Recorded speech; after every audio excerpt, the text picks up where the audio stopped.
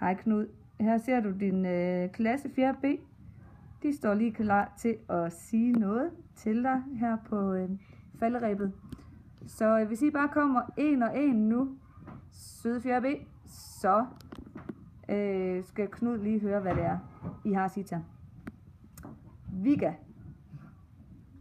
Kom nu her. Hvorfor er Knud verdens bedste lærer? Fordi at du er rigtig sød og sjov.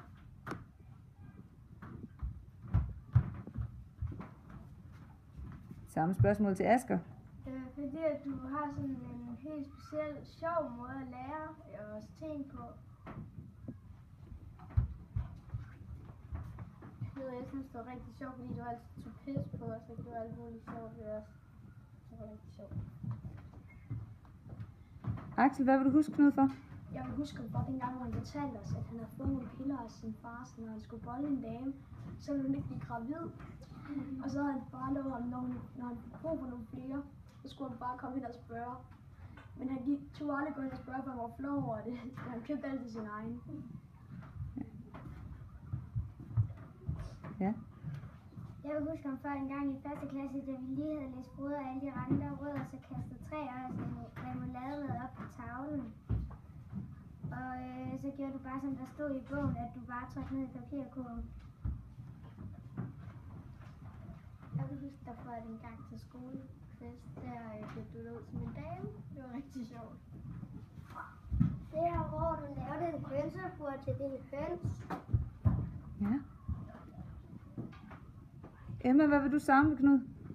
Jeg vil huske dig for, at på sal, der kørte du på en damecykel, og du var lyserød, og din hjelm var også lyserød.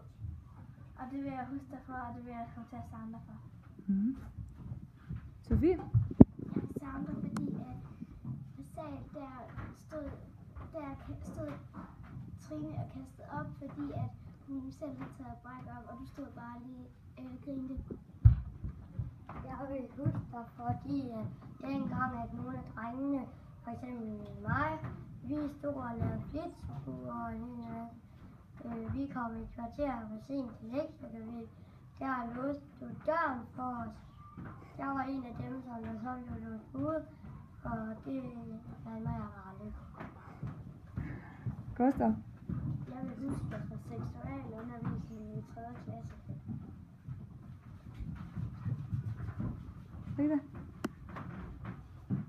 Jeg vil savne dig for dit gode humør. Ida? Jeg vil savne dig for dit gode humør, og at hver gang du talte om Katrine, så kaldte du hende Katrundi. Jeg vil savne dig for alle de gode snakker, vi havde sammen. Freja, hvad tror du, at Knud han skal lave, når han nu går på pension? Jeg tror, han skal drikke det øl, han brygger og fik os. Laura? Jeg tror, du vil køre ned til Tyskland med motorcykel. Jeg tror, han skal hænge sin hængekøj, men det tør han sikkert ikke, fordi ørnen er der stadig. Laura? Og jeg tror, han skal dog den af derhjemme. Jeg tror, han kommer til at spise sig rigtig fed. Yes. 4B, kommer I lige ind og siger farvel til Knud igen? Okay. Jeg vil gerne vinke farvel til Knud. Tak for 4 gode år, Knud. Vi har nydt det.